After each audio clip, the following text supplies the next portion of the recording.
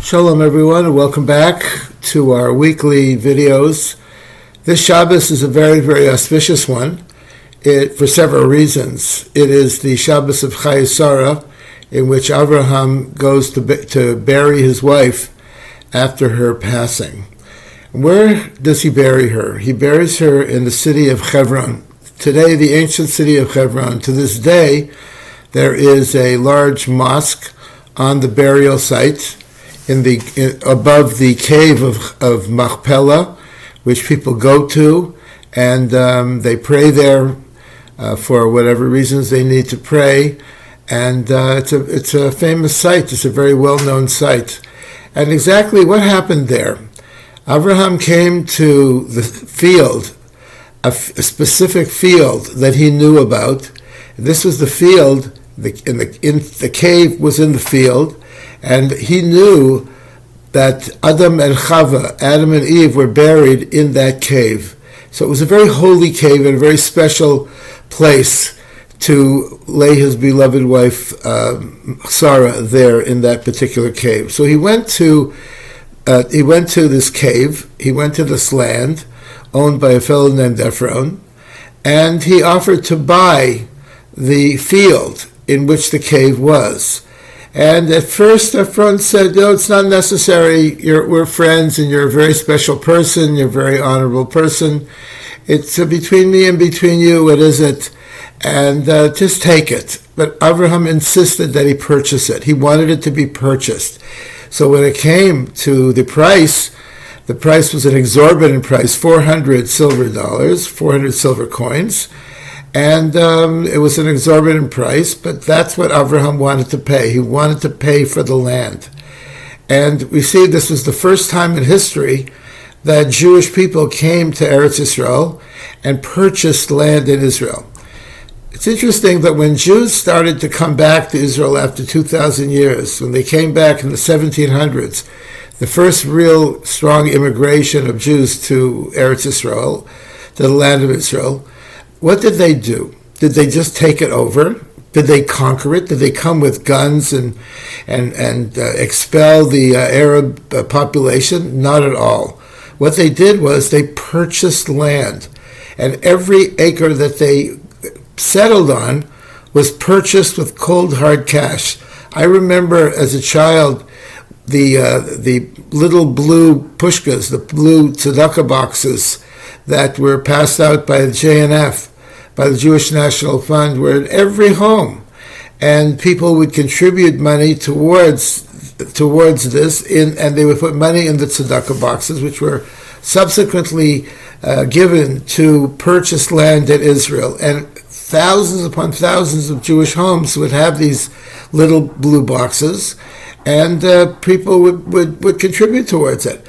Therefore, Jewish people purchased every single acre that they occupied. In fact, the city of Tel Aviv itself, the great city of Tel Aviv, was purchased acre by acre by Jewish settlers, and they made it that way. And so it is to this day that Jews purchased the land. So it cannot be said that Jews stole the land, Jews are occupying any land or anything like that. Jews purchased the land, and Jews owned the land, and there are documents.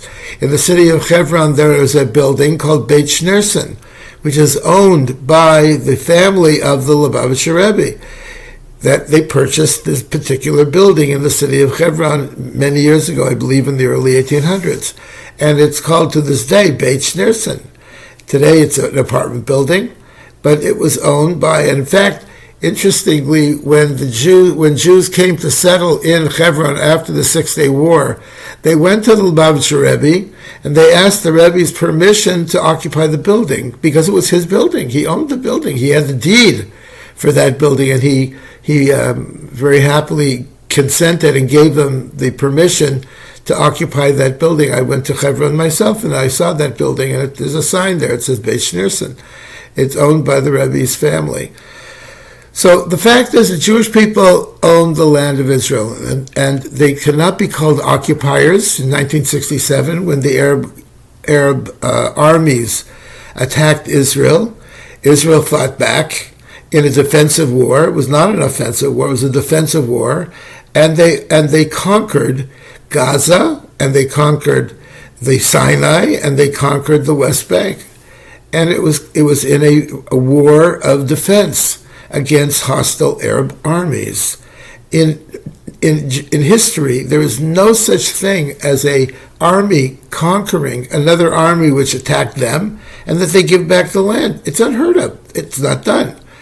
Israel has every right to own and occupy all of the lands that it conquered in the defense of Israel in 1967. They own it. It's theirs. They should not give it back. The Rabbi used to speak very strongly about the importance of keeping land in Eretz Yisrael and occupying land. And it's not an occupation at all, but it is our land. It is Jewish land, and it should never be given back in any circumstances.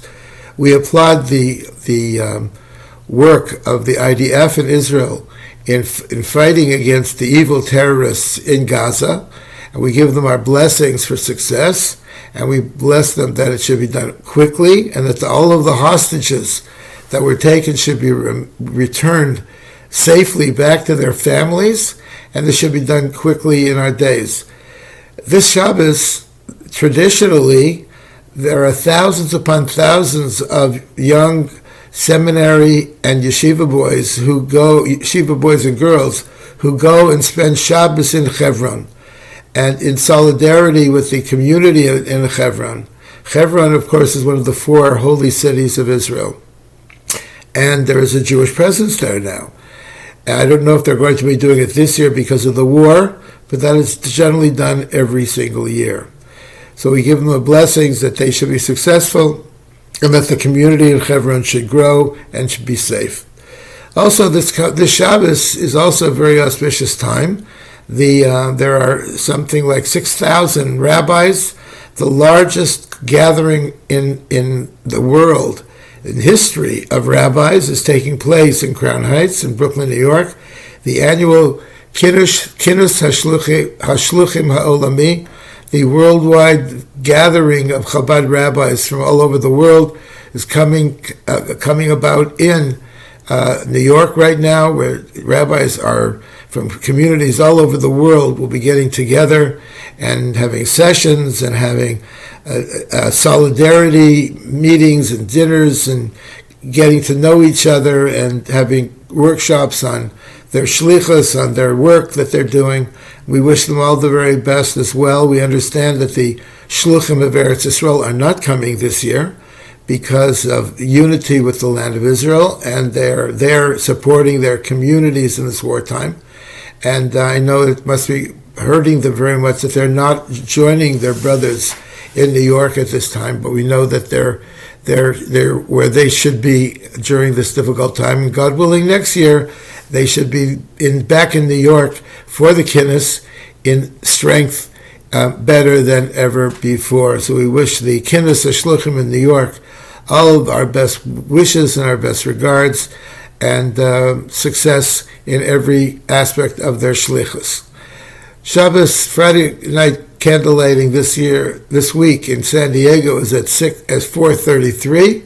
Davening during the week is at 4:30 in the evening, 6:30 in the morning, and I want to wish you all a good Shabbos.